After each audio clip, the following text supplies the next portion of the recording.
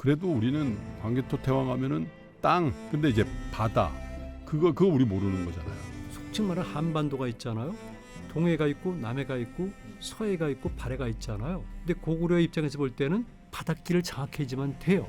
왜냐면 발해도 있고 황해 북부가 있으니까 적국과 대응하기 위해서는 해양력을 키우지 않으면 안 돼요. 왜냐면 그 이전에 중국 세력들이 바다를 통해서 공격하잖아요. 당연히 해양력은 필요한 거예요. 그리고 실질적으로 미천왕 때, 고건왕 때 보게 되면 해양 외교가 활발하게 이루어져요. 왜냐면 중국 지역이 이럴 때 오늘날의 요동부터 요소지방에 있는 세력도 있고요. 하북지방에 있는 세력도 있고 산동도 있잖아요. 그럼 이들 간의 교류가 뭘로 이루어져요?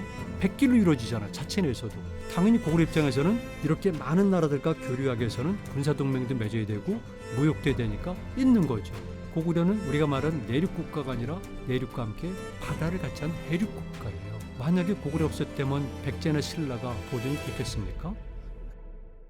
네, 윤명철 사마르칸트 대학 교수님과 함께하는 푸른 한국사 대륙의 문 해양의 길. 네. 점점 가슴이 벅차오르는 시간.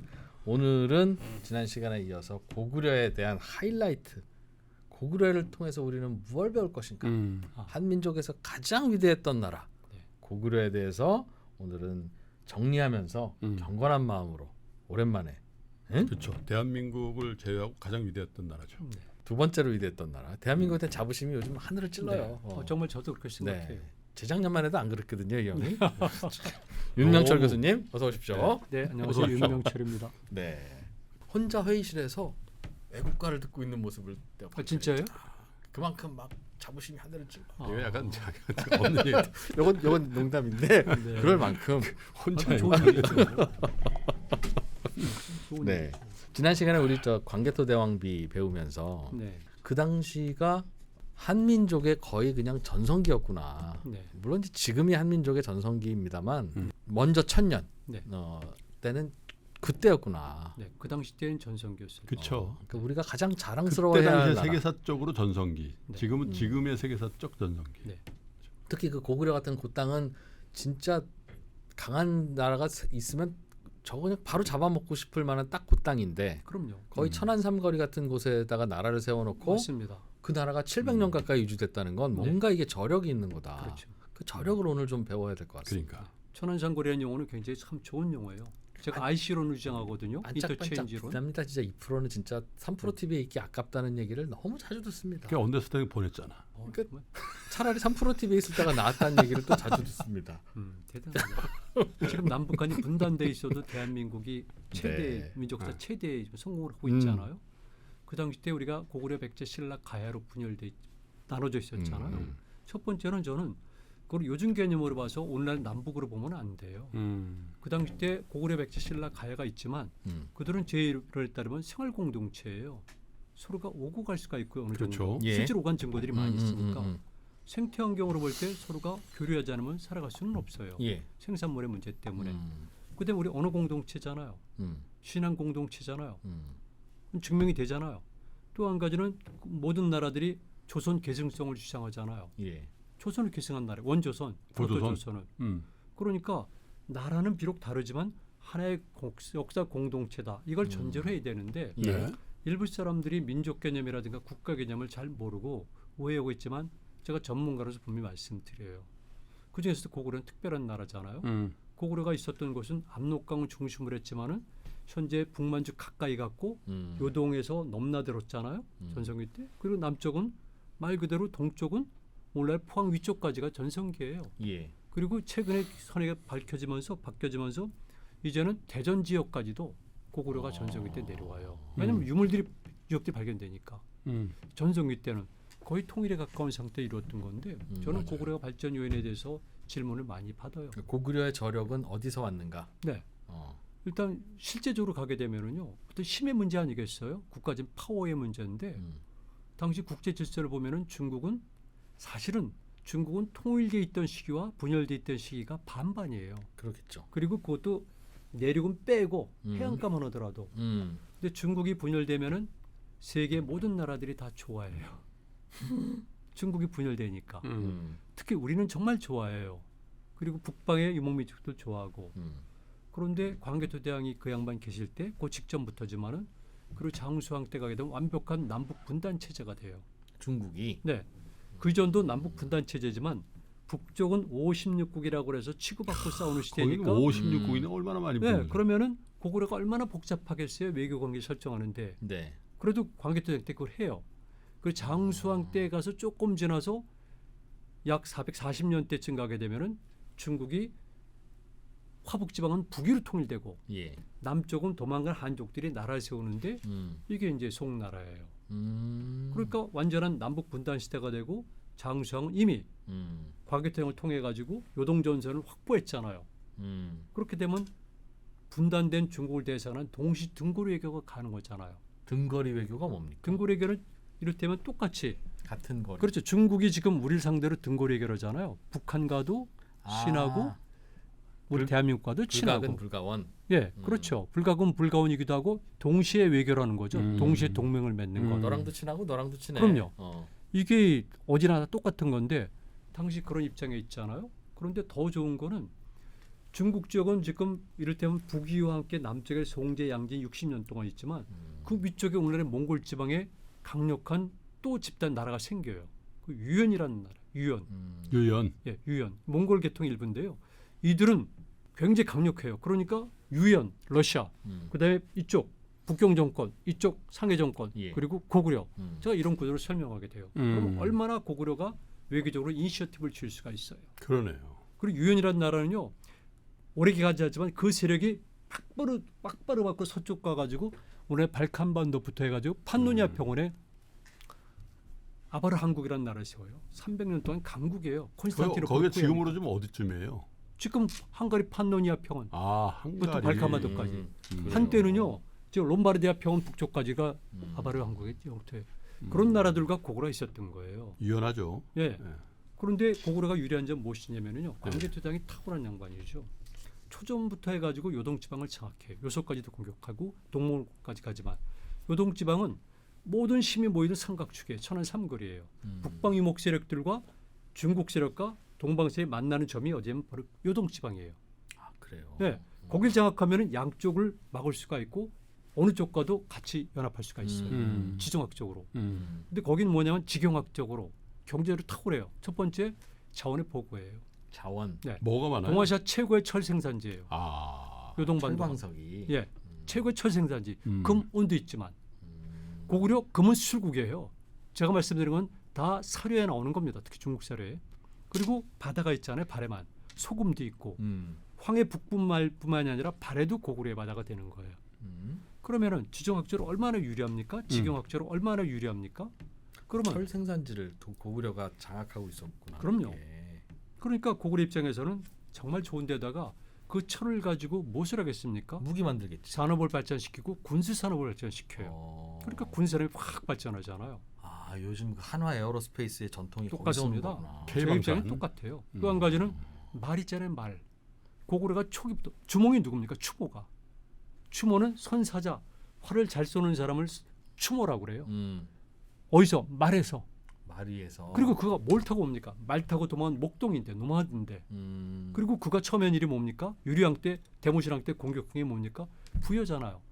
그래서 부여를 완벽한 영토로 삼으니까 부여는 명마의 산지예요. 명마, 부여마 이게 살에 나오는 용어예요. 그게 엄청나게 많으니까 고구려는 말 수출국이에요. 실제로 야, 꼭 필요한 게 다 있었네. 말도 그럼요. 있고 철도 있고. 장수왕 이후에도 문자명왕 때도 당시 고구려가 북쪽에서 말을 사고 철을 파는 마철 교육이 이루어져요. 말을 팔아서 철을 사오는. 아니 철을 팔아서 말을 사오는 자체 말도 있지만 예. 말 수출국이에요. 그래서 이거 많이 이렇게 섞어야 더 좋은 그렇죠. 말이 나오니까. 그래서 우리가 말하는 과마가 아니라 진짜 명마들이 있어요. 음. 신마들이죠. 지금으로 치는 뭐 저기 교수님 계시는 그 동네 말이 알아주잖아요. 그죠? 그렇죠. 네. 그 동네 사마르칸트 동네. 네. 조금 가면 이제 페르가나 말. 그리고 뭐 좋죠. 그 우즈베키스탄에 전 가봤잖아요. 페르가나. 예. 그래서 그럼 벌써 군수력이 뛰어나잖아요. 경제력 있죠. 광개토장 때 인구가 확충이 돼요. 인구가 늘어나는 거예요. 정복 활동을 통해 가지고. 신민 속민들. 네. 그래서 직접 신민은 뭐냐면 여기 나오지만 구민, 신민. 그래가지고 고구려권에 있는 사람들을 다시 신민으로 복속시킬 뿐만 아니라 나머지 지역은 제2의 이론에 따르면 간접 통치나 영향권 또는 완충지대를 만들어 버리는 거죠. 그래서 넓은 의미의 이걸 장악하게 되니까 또 다른 자원이 확보가 되는 것이고 인구가 확충이 되는 거예요. 그러면 고구려가 얼마나 뛰어나겠습니까? 그다음에 고구려인들은 원래가 특별한 사람들이잖아요. 처음부터 제 영어로 표현하면 자유의지가 강하잖아요. 죽음을 두려워하지 않고 민족성이 예, 끝까지 항전하고 끝까지 항전해. 그건 기록은 끝까지 나와요. 고구려 멸망할 때까지도 고구려인들이 끝까지 항전한 거는 나와요. 그러니까 이런 것들이 성격이었나 보네. 예, 이런 것들이 골고루 갖춰지니까 당연히 고구려는 성공할 수밖에 없는 것이죠. 그리고 이제 제가 강조하고 싶은 거는요. 개인의 능력도 그렇고 사회 시스템도 중요한데 그것을 활용하는 거잖아요. 그런데 가장 중요한 거는 어쩔 수 없이 국제 질서예요. 국제 환경. 지금 이란, 중국, 일본, 우리 다 국제 환경에 영향을 받잖아요. 예. 심지어는 미국마저도. 그럼 당시 국제 질서가 이렇게 전변하는 과정을 우리가 살펴야 되잖아요. 그리고 힘의 축이 어떻게 이동할 것인가도 봐야 되잖아요. 이걸 선택하는 건 누굽니까? 그건 당시 리더십들이에요. 왕들. 왕이 아니라 왕을 비롯한 교육받은 전사 계급들이겠죠. 고구려 말하면. 그렇겠죠. 예, 조이라든가. 그리고 최종 선택하는 건 누굽니까? 태왕이나 장수 태왕이죠. 근데 그게 한 번도 그 큰 실수 없이 아주 실수해요. 특히 그 초기에는 광개토 태왕군이 광개토 총 22년간 즉위했잖아요. 예. 한 10년 정도까지는 어려움을 겪어요. 남쪽에서 서툴러서. 백제랑도 싸우고 외도 싸우지만 이 선비족 계통이랑 싸우느라고. 그리고 장수왕 때도 초년에 좀 어려움을 겪지만 그러면서도 일단 440년 무렵쯤 되게 되면 그때부터는 안정적으로 고구려가 우리 생각과 달리 전쟁 없이 북방 정선에서 서방 전선에서는 전쟁이 거의 없는 상태에서 안정적으로 598년에 고스 전쟁이 일어날 때까지는 있었던 거죠. 그리고 무역 활동이 활발해요. 고구려는 성공한 거죠. 경제적으로도. 예. 그리고 문화도 뛰어나죠. 너무나 당연해요. 조선은 성량 문화잖아요. 예. 생태환경이 단일하잖아요. 그리고 이데올로기 지향사인데 고구려는 말 그대로 생태환경이 다양하잖아요. 생각해 보세요. 한반도 중부 이북과 동만주, 북만주, 서만주를 다 장악했으니까 저는 만주를 5개의 생태환경지구로 구분한 논문을 발표했거든요. 생태환경이 다르면 뭐가 다르겠어요? 생산물이 달라요. 생산 양식이 다르고요. 생활 방식이 다르니까 민속이 다르고 신앙이 달라요. 섭생이 다르고. 예. 서로가 교류할 수밖에 없어요. 그러면 문화가 얼마나 멜팅포트 문화가 되겠습니까? 백제나 신라나 가야랑 다르고 조선은 말할 것도 많이 없고. 섞였구나 고구려는. 그럼요. 문화가 다양한 거죠. 그리고 바로 서북 방향으로 초원에 있는 유목 문화들이 계속 들어오잖아요. 그렇죠. 중국 쪽에서도 문화가 아니 백제나 신라가 무슨 중국 쪽과 교류가 활발해요. 거긴 뭐 위치상 안 섞일 수밖에 없는. 그렇죠. 사람들이 오해하는 것뿐이에요. 신라는 교류 자체가 거의 없습니다. 진평 때까지. 그리고 백제도 바다를 통하기 때문에 교류가 활발하지 못해요. 고구려는 육지 바다를 통해서 빈번하게 활약을 해요. 사료의 기록이 다 나오는 거죠. 그러니까 고구려는 문화도 말 그대로 멜팅포트형이에요. 그랬구나. 예. 그런데 여기서 욕심을 내 가지고 고구려가 더 팽창한다. 이를테면 요하전선을 넘어가 가지고 오늘날 하북 지역까지 공격한다. 49년에 AD 49년에 모번하게 공격한 적은 있어요. 그런데 만약에 광개토 대군이 전면전을 펼쳐서 그 지역으로 내려간다. 그럼 우리가 감당할 수가 없는 거죠. 모든 존재물에게는 일정한 공간이 필요한 거예요. 운영하는 공간. 이게 동물행동의 이론이에요. 못 가는 거죠. 왜? 군대도 물론 인구도 부족할 뿐만 아니라 전선 자체가 길어지잖아요. 보급망도 안 되잖아요. 무기고도 안 되잖아요. 예. 그리고 그 적은 인구를 가지고 거길 지배하게 되면 결국 중국의 하북 지역에 들었던 모든 이민족들이 다 중국화된 것과 똑같은 거죠. 그건 안 간 거예요. 이게 뭐냐면 우리가 택한 문화예요. 장기 지속형이고 정체성을 유지하는 거죠. 그리고 전쟁이 없었잖아요. 비교를 해야 돼요. 중국 지역의 그 당시 때 전쟁과 우리 전쟁은 비교할 수가 없어요. 거기는 전쟁이잖아요. 56국 시대 있잖아요. 그다음에 이쪽과 남쪽까지 전쟁이 있잖아요. 그 위쪽에서 전쟁이 있잖아요. 그렇죠. 고구려는 거의 없잖아요. 우리가 지금 한 건 투닥투닥거리는 배틀이지 우리가 본 전면전이 아니잖아요. 그럼 백성들이 그만큼 전쟁에 동원이 덜 되거나 안 됐다는 얘기죠. 백성들이 중요하잖아요. 백성들의 삶이. 다른 지역에도 그 시기에는 전쟁이 우연히도 없었어요? 중국의 다른. 아니 너무나 많았죠. 지들끼리 많았는데 그쪽 우리는 안 큰 그랬다는 전쟁을 치를 만한 나라들이 없었던 거지. 말씀드렸잖아요. 중국이 통일되면 반드시 동쪽을 쳐요. 중국은 틀이 있어요. 첫 번째 남쪽을 쳐요. 등소평 경제 특구가 그래서 거기 있는 거예요. 진시황도 한무대도 그리고 등서평이도 똑같이 지금 광동이에요. 왜냐하면 남쪽으로 모든 물리망을 장악하는 거예요. 두 번째는 서쪽이에요. 중앙아시아 연계 실크로드. 그다음에 세 번째는 북쪽이에요. 왜냐하면 러시아 남진에 내려오니까 그걸 쪼개야지만 돼요. 직접적 위협이니까. 그리고 정리가 되면 마지막에 동쪽을 치는 거예요. 이게 동북 공정이에요. 똑같아요. 제 이론에 따르면. 그러니까 당연히 중국에서는 마지막에 치는 건데 칠 만한 조건이 안 됐죠. 왜냐하면 남북이 분단돼 있잖아요. 고려 때도 마찬가지예요. 우리 그렇게 그런 나라 아니에요. 철저한 등호력에는 강력한 나라예요. 제가 많은 사람들이 국뽕 그러는데 역사적 사실을 가지고 판단해야 되는 거지 통념을 가지고 저를 비판하고 그러면 안 되는 거죠. 근데 광개토 대왕이 이제 저 이름도 그렇지만은 영토를 넓힌 왕으로 딱 각인돼 있잖아. 정복왕이에요, 정복왕. 그렇죠. 근데 국경의 확장 외에도 굉장히 의미 있는 광개토 대왕의 목표가 있지 않았냐. 그럼요. 네. 저는요. 이를테면은 광개토 태왕 그때 토 있잖아요. 예. 그다음에 우리가 다물이라는 용어가 있잖아요. 추모 때 려워 고구려 말로 위 복구토 옛 땅을 수복한다. 이때 토라는 말은 한자어잖아요. 이건 기호예요. 그걸 우리가 토라고 썼기 때문에 흙으로만 생각하고 땅으로 생각하고 영토로 생각하는데 유목민족들에게 영토가 무슨 의미가 있어요? 예를 들면은 그들에게는 초원이 필요한 거죠. 그리고 교역망의 장악이 필요한 거죠. 그죠? 어떤 선과 점이 필요하잖아요. 제가 해양사전공하잖아요. 해양민들에게 무슨 영토가 필요해요? 항구만 필요한 거고 시리아만 확보하면 되는 거지. 그렇잖아요. 그럼 우리는 고구려는 우리는 초원적 성격도 해양적 성격도 농경적 성격도 같이 있는 거예요. 그럼 거기에 맞는 방식이니까 자꾸 농토를 생각하면 안 된다는 거죠. 아니 농토만 가지면 우리는 굉장히 비난한 집단이에요. 근데 농토 말고도 얼마든지 먹을 게 많잖아요. 산업화될 게. 그래서 고구려는 영토를 넓혔지만은 우리가 영토, 광개토라고 표현하지만 그 영토는 단순한 물리적 영토가 아니라 국경선도 있지만은 이를테면 레이 네트워크 시스템도 확장하게 되는 거예요. 그 속에서 뭐가 있습니까? 다른 지역과 외교망, 물리망을 더 많이 확보한다는 것이잖아요. 그리고 직접 지배력은 간접 지배력은 영향권이건 간에 우리는 자원을 확보할 수가 있잖아요. 예. 그렇잖아요. 동만주 지방에 나는 엄청난 나무와 함께 그다음에 엄청난 모피들이 있잖아요. 다 수출품이에요. 북만주도 마찬가지잖아요. 그리고 북만주 쪽 가까이 가면서 지하전도 많이 있잖아요. 그리고 우리가 말은 중만주 이북에는 말 생산지잖아요. 예. 그리고 거기에는 온갖 종류의 옥이 있잖아요. 옥, 부의 특산품들. 예, 아주 사료에 나오는 얘기예요. 그리고 요동지방에서 요서지방 여기는 전부 다 반건조지대니까 목, 우마, 군양이란 말에 보듯이 소와 말과 양들이 많이 있잖아요. 이게 전부 다 고구려의 어떤 경제 영토 안에 들어가는 거죠.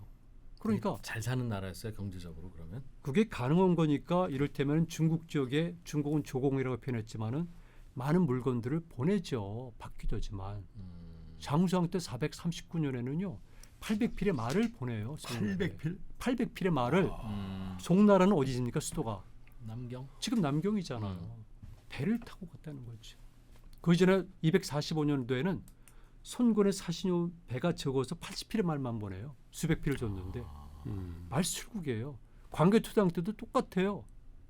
당시 남현에 말을 팔아요. 그 말을 우리가 후대에서는 태평어람에서는 그거를 천리말이라고 표현하고 있는데 어쨌든 간에 고구려가 광개토당 때도 산동지방에 있는 남현에게 말을 보내요.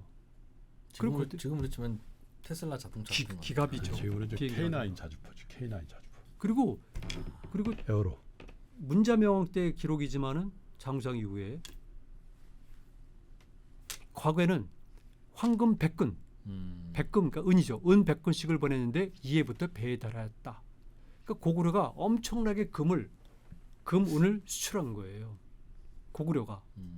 그러니까 그런 엄청난 일이 있었기 때문에 고구려 수나라 전쟁이 일어나기 막 직전에도 일본 열도에서 처음으로 외국에서 처음으로 절이 만들어질 때 아스카사가 만들어질 때 영량왕이 황금 300냥을 보내잖아요. 황금 300냥을 아스카사라는 절이 만들어질 때 지원금으로 보내줘요. 왜냐하면 당시 외국에 대한 영향력을 확대시키기 위해서 그 담징으로 대표되는 많은 승려들이 같이 가는 거예요. 그 전후에서. 그게 담징. 그거 그냥 가는 거 아니에요. 그리고 더 진짜 중요한 승려가 있어요. 해자라는 승려.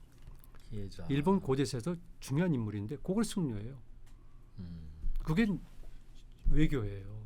근데 황금 300냥을 보낼 정도의 금을 보유한 것이 고구려라는 거죠. 그렇다면은 상상할 수가 없는 거죠. 백제신라하고는 좀 차원이 다르죠. 차원이 규모가 다르네요. 다르죠. 나 삼국 시대라고 해서 그냥 334 이 정도인 줄 아니 알았는데. 우리가 그렇게 한 것뿐이죠. 그리고 만약에 고구려 없었다면 백제나 신라가 보존이 됐겠습니까? 하긴 그래. 북방 유목 민족들 우리 중국 고등학교 지배층. 중학교 때는 신라 위주의 세계가 아니었어. 그렇죠. 응? 우리가 말하는 화랑도. 모든 기마군단 이런 거 다 고구려 역량이에요. 화랑도. 그래서 저는 역사를 이해할 때 관념적으로 이해하면 안 된다는 거죠. 고구려는 그만큼 국제 질서를 파악하는 능력을 길렀고요. 그러기 위해서 얼마나 많은 공부와 체험이 있었겠습니까? 근데 이제 광개토 대왕 아까 말씀하셨지만 그래도 우리는 광개토 대왕 하면은 땅. 땅은 넓혔어요. 근데 이제 바다. 네, 바다도 그거 있어요. 우리 모르는 거잖아요. 네. 바다를 넓힌 거. 네. 그죠? 왜냐면 동아 지중해. 네. 제가 이제 동아 지중해로는 동아시아 지중해로 보는 거잖아요. 예. 속칭 말하는 한반도가 있잖아요. 동해가 있고 남해가 있고 음. 서해가 있고 발해가 있잖아요. 근데 고구려의 입장에서 볼 때는 바닷길을 장악해야지만 돼요. 왜냐하면 발해도 있고 황해 북부가 있으니까 적국과 대응하기 위해서는 해양력을 키우지 않으면 안 돼요. 바다로 직접 가는 수밖에 없네. 왜냐하면 그 이전에 중국 세력들이 바다를 통해서 공격하잖아요.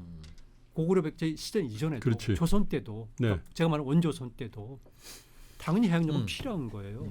그리고 실질적으로 해양력으로 왔다 갔다 하는 기록들이 나옵니다. 실질적으로 미천왕 때 고건왕 때 보게 되면 해양 외교가 활발하게 이루어져요. 예. 왜냐하면 중국 지역이 이럴 때 오늘날의 요동부터 요소지방에 있는 세력도 있고요. 하북지방에 있는 세력도 있고 산동도 있잖아요. 네. 오늘날의 강서성 지역도 있고 그리고 이들 간의 교류가 뭘로 이루어져요? 백길로 이루어지잖아요. 자체 내에서도. 손곤도 마찬가지고 그이도 마찬가지로 백길을 통해 가지고 왔다 갔다 하면서 군대도 파견하는 게 실제란 말이에요. 당연히 고구려 입장에서는 이렇게 많은 나라들과 교류하기 위해서는 군사동맹도 맺어야 되고 그렇죠. 무역도 해야 되니까 있는 거죠. 실제로 있는 겁니다. 그리고 우리는 없지만은 그들이 고구려에 연관돼서 선박 군선 기록은 나와요. 실제로. 그리고 광개토대왕 때 보게 되면 무역이 이루어지잖아요. 이를테면 남해를 산동바다는 남해이랑 무역이 이루어진다. 그리고 서울 수군하에 그랬을 때 경기만 상륙 작전을 펴잖아요. 그 전에 원년의 관미성 전투도 있고 그리고 그 위에 보게 되면 광개토대왕군도 그렇고 특히 장수왕 때는 오늘날의 경상북도 지역까지 쭉 내려오니까 해안선도 타고 내려오죠. 당연한 거겠지만 모든 이동은 기마군단 아니면 밭길이지 내륙을 걸어 다니는 건 힘들어요. 약해져 또. 그리고 장수왕 때 공격을. 가게 되면 이제 본격화되는 거죠. 해양 활동. 모든 기록이 나옵니다. 아니 분단된 중국을 대상으로서 특히 남조를 대상으로 교류하려면 배 아니겠어요? 배잖아요. 배. 그리고 심지어는 기록을 보면은 북이 정권과 교류할 때도 예. 바다로 많이 가요. 계로왕이 국서를 보내잖아요. 북이에. 그때는 뭐냐면은 사신을 보내고 싶은데 이리와 승량이 같은 것들, 즉 고구려가 고구려가 막고 길을 있으니. 막아서 못 간다. 그러니까 중간에 차단한 거죠. 다만 이런 건 있어요. 진짜 횡단 항로를 할 것인가 아니면 연근의 항로를 할 것인가의 차이 있는데 저는 개인적으로 횡단 항로가 안전하다고 봐요. 연안 항로는 굉장히 어렵고요. 적에 의해서 언제든지 장악될 수가 있어요. 근데 광개토 대왕의 그 영토 즉 바다와 이 땅의 확장이 사실은 완성이라고 할까? 그거는 아들 세대인 장수왕 때 장수왕 때 완성되죠. 겁니다. 그게 언제까지 지속이 되는 거죠? 그 체제가? 제2계론에 따르면 해륙 국가가 완성된 거거든요. 예. 고구려는 우리가 말하는 내륙 국가가 아니라 내륙과 함께 바다를 같이 한 해륙 국가예요. 동아지중해란 모델 속에서라든가 동아시아 속에서는 해륙 국가가 되지만 강력한 중국을 대상으로 한 동시 등거리 외교, 북방 세력들이 정하고요. 나머지 백제 신라 가야가 중국 세력과 교류하는 걸 바다에서 차단할 수가 있어요. 예. 일본 열도로 진출하고. 음. 그래서 광개토 대왕 때 비로소 광개토 영토와 영역을 확장하게 되니까 그때 토대를 놨고요. 장수왕이 등장하면서 본격화되는 거죠. 그래서 완벽하게 중국이 남북조 시대로 들어가잖아요. 그 무렵부터는 고구려가 본격적으로 저는 내륙 국가가 참 그 되는 삼국 거예요. 시대를 배우면서 좀 의아했던 게 하나 있는데요. 제가 봐도 영토의 크기나 군사력이나 그 광개토 대왕이나 장수왕의 리더십이나 이런 거 봤을 때 마음만 굳세게 먹으면 백제 신라 정도는 그냥 가볍게 그럴 수 있어요. 그죠? 이렇게 할 수 있었고 거기를 점령했다면 외까지도 다 점령해서 그렇죠. 이른바 얘기하는 제국을 만들 수 있었을 그럴 수 것 있어요. 같은데 거의 다 했는데 거기서 멈춰버리더라고요 보니까. 네. 그죠? 네, 맞아요. 포항까지 와서 멈추고 네, 포항 위까지. 그러니까 포항 그 위까지 와서 너무 멈추고 이거 얼마 안 남았거든. 말로 달리면 그때 천리마로 따지면 1시간이면 갈 거리인데. 그렇죠. 그잖아요. 1시간 좀 과했나? 어쨌든 네. 첫 번째는 당시 국제 질서가 네. 남부 전선에 집중할 수는 없는 거죠. 남부 전선에 집중할 수가 없는 거예요. 북방 전선과 서부 전선이 있으니까. 첫 번째, 이건 현실적. 두 번째는 뭐냐면요. 고구려는 백제나 신라, 가야랑 다른 점이 있어요. 왜냐하면 유목적 성격이 있잖아요. 거기서는 직접 지배를 하지 않아요. 아, 면의 정치가 아니라 선의 정치가 맞습니다. 아니군요. 그러니까 간접 통치나 영향권으로 주면 돼요. 구시 속민도 좋고 신민도 좋아요. 그러나 직접 지배할 리는 없는 거죠. 포항까지 갔으면 됐지 봤지? 자 이제 실질적으로 일본석에 따르면은 당시 수도에 고구려군이 상주했어요. 그리고 실송왕 있잖아요. 실송왕. 고구려에 인질로 잡혀갔다 돌아서 임금이 된 사람이 실송왕이잖아요. 실송왕 때 대마들 공격하려는 시도를 해요. 근데 저는 그 당시 때 당연히 신라는 능력이 없어요. 고구려군의 기도라고 봐요. 비록 삼국사에는 실송왕 때 시도한 거지만 그 더 나아가서는 동아지중의 역학관계를 볼 때 고구려 세력들이 일부 일본 열도로 진출했을 것이다. 이게 제 이론인데 일본식에 따르면은 제 연구가 아니라 우리 선학들이 연구하던 한 12차례 정도의 사진을 파견한 걸로 돼 있어요.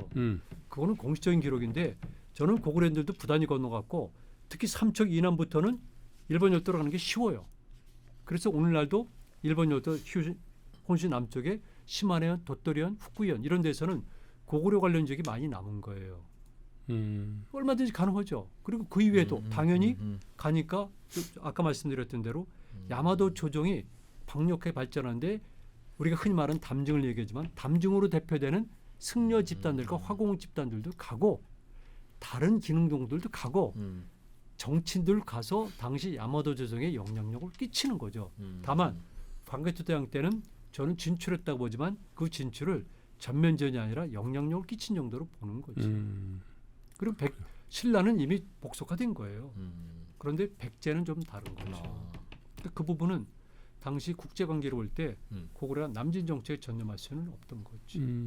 그런 점은 있습니다. 그렇구나. 그리고 나중에 신라가 특히 반격을 많이 하잖아요. 진왕 때도 그렇고. 그런데 그런 것들은 북방전선이 어지럽기 때문에 그걸 틈을 노린 거죠. 그래서 온달 장군의 이야기가 그래서 나오는 겁니다. 온달 장군의 얘기가 거기서 나왔다는 게 무슨 말씀이죠? 지금 그런 배경 속에서 온달 장군이 역사에 등장하는 거죠. 그 얘기 좀 잠깐 해주시죠. 네, 온달 장군은 알다시피 평강공주의 남편이잖아요. 평강공주의 큰 오빠는 영량왕이라고 고구려 수나라 전쟁 때 임금 영웅이죠. 그리고 두 번째 오빠가 영량왕이 돼서 연개서문에게 시해당한 사람이에요. 그 사람 첫 번째 오빠가 영량왕. 영량왕. 그리고 두 번째 오빠는 영유왕. 영유왕. 예. 그 사람이 모든 사람들이 살수대첩을 얘기하잖아요. 다음 시간에 하면 좋은데 살수대첩을 얘기하는데 어떤 면에서 을제문덕 장군보다 더 큰 공을 세운 사람들은 당시 고건무 장군, 즉 후에 영유왕이 된 사람이에요. 대동강 상륙 작전을 막았기 때문에 을제문덕 장군의 살수대첩이 있는 거죠. 그런데 온달 장군은 바로 평강공주의 남편이잖아요. 그 모든 건 그렇듯이 그리고 그 양반이 이제 고구려의 3월 3진 날 이걸 국종대회를 통해 가지고 일단 임금의 인정을 받잖아요. 그래가지고 뛰어난 명장이에요. 네. 천함들이 쟁쟁하네. 천함들이 왕이네. 왕 되기 전에도 온달 장군이 굉장히 뛰어난 대장군이에요. 그래서 한 번은 중국이 이제 북이 정권이 멸망하면서 또 다시 분열됐을 때 한 북주 군들이 고구려 공격할 때 온달 장군이 방어에 성공해요. 저는 돌궐병이 500 몇 년, 이때 550 몇 년, 이때 공격할 때도 백암전투 벌어질 때도 저는 개인적으로는 온달 장군이 관여했다고 보는 사람이지만 어쨌든 간에 그렇게 공을 세웠는데 남쪽 전선으로 파견을 가는 거예요. 왜냐하면은 이미 6세기 중반부터 계속해서 북진해 오다가 진왕 때 가게 되면 진왕이 올라갔잖아요. 그래서 흔히 말해서 우리가 알고 있는 중령 이남의 땅을 뺏긴 거예요. 고구려가. 고구려가 뺏긴 거예요. 현재 우리 임진강선도 다 뺏긴 건데 그때 온달 장군이 파견돼서 가면서 이런 얘기를 해요. 내가 중용 이북의 땅을 오늘날 영주 단양 있잖아요. 적성 네. 이제 소백산맥 중용 이북의 땅을 회복하지 않으면 돌아오지 않겠다. 그리고 내려갔는데 결국 그 양반이 죽은 거예요. 화살을 맞고. 아이고. 그래가지고 어디서 죽었는지는 모르는데 아차산 또는 아단성이에요. 워크힐일 수도 있고 아니면 현재 단양에 있는 집일 수도 있는데 어쨌든 그 양반이 죽잖아요. 근데 관이 안 움직이는 거예요. 그래서 평강공주가 평양서부터 내려와 가지고 온달 장군의 관을 쓰다듬으면서 이제는 가시죠 그래가지고 관이 움직였다는 설화가 있는 거예요. 근데 그만큼 온달 장군은 그 당시 최고의 명장인 거예요. 왜 바보 온달이라고 그래요? 그건 후대에 희화화시킨 거지요. 누가 했는지는 모르겠지만. 그건 본인은 어떤 의도를 했는지 모르겠지만 모든 사람들이 온달 장군을 바보로 알고 있어요. 당대 최고의 명장. 그때 이후에 우리나라의 전통이 부마는 약간 떨어진다. 그죠? 네. 그 공주한테 장가가는 부마는 약간 섭이. 그 온달 장군은 특별한 분이죠. 아 특별해요. 네. 그래서 아니 중용 이북의 땅을 회복하지 않으면 난 돌아오지 않겠다. 고구려 사람들은 그런 사람들이에요. 그러니까 할머니가 된 평강공주가 거기까지 내려가지고 관을 쓰다듬으면서 이제는 갑시다. 그리고 네. 그 움직인 거예요 이제. 네. 그 얘기는 설화죠. 근데 아마 역사를 다시 봐야 돼요. 온달 산성도 있지 않아요? 온달 산성은 영춘면에 있잖아요. 예. 거기는 온달 산성도 있고요. 온달굴도 있어요. 온달굴은 관광지로 개발했는데 참고삼 얘기하면 제가 처음으로 막장을 탐험하면서 제가 처음 막장 본 굴이 온달동굴이에요. 거기는 온달과 관련된 지명이 많잖아요. 아단현이고 그래서 거기가 바로 온달 장군 전사한 곳이다 이렇게 주장하기도 하고요. 고구려의 충청도죠. 무덤도 있고 어디쯤 된다고요? 단양이죠. 아 영춘면. 충북 단양. 예, 단양이 옆에 보면 영춘면이 있어요. 거기 가면 온달 산성이라고 전형적인 신라계지만 고구려 양식 때 보이는 진짜 기가 막힌 성이 있어요. 저 벼랑 위에 아름답죠. 성 자체도 아름답고 거기서 내려다보는 남한강도 뛰어나고. 고구려는 제가 여러 권의 책을 써가지고 자꾸 리바이벌 시키는데요. 21세기 우리 민족이 본받은 모델이 있잖아요. 그랬을 경우에 광개토 대왕은 첫 번째 고구려인이다. 두 번째는 정책을 성공시켰다. 그리고 영토를 넓혔는데 그 영토가 단순한 것이 아니라 당시 긴박한 혼란스러운 국제 질서의 틈을 활용을 해가지고 성공했다는 거죠. 네. 그렇다면 21세기 현재 한민족도 이제는 그럴 때 온 거죠. 그래서 기술력, 군사력 그리고 국제 질서의 변화를 파악할 수 있는 능력을 기른다면 우리 더 성장할 수 있죠. 맞아요. 우리를 너무 왜소하게 생각. 왜소하게 본 거죠. 우리를. 아니면 일부 사람들 너무 확장시키고 있는 그대로 봐야죠. 그러니까. 뛰어난 아주 너무 뛰어난 왜소하게. 이분 뭐 대단한 분이죠. 뭐 성인이 되면 언제 전투에서 죽을지는 모르니 유서를 다 써놓고 유서가 아니라 수의를 만들어 입었죠. 수위를 만들어 다녔다고요? 만들어 놨다고. 그리고 절대 걷지 않고 뛰어다니고. 그렇죠. 걷는 것이 마치 뛰는 것과 같다. 그 독특한 민족인 거죠. 여자들도 일단 전투복 입고. 그렇죠. 그렇게 국민 개병제이기 때문에 전투가 일어나면요. 진짜 전투고, 그죠? 네, 진짜 전투. 다 거기 더 재밌는 건 많아요. 바지 전쟁이 입었잖아, 일어나잖아요. 바지. 전쟁 한참 치열하게 벌어질 때는 성이 위험해지게 되면요. 성 안에는 반드시 신당이 있어요. 신당. 네. 그 신당은 추모, 음. 주몽을 모신 신당, 그다음에 유화부인, 부여신을 모신 신당이 있어요. 그래가지고 거기서 비는 거예요. 야. 그래서 거기다가 예쁜 처녀를 예쁘게 단장해서 보내기도 하고, 그다음에 요동성이 점령당할 때 당태종원 때 점령당했잖아요. 그 당시 때 그 부여상에서 피눈물이 3일간 흘렀다는 기록이 있어요. 신당수에 보면. 그만큼 고려인들은 이렇게 조상 신앙이 대단했던 거예요. 끝까지 항전하는 거죠. 요즘 우리가 현대 사회에서 유태인들 보면 네. 저 친구들은 참 독특하고 별도의 문화가 있는 것 같고. 네.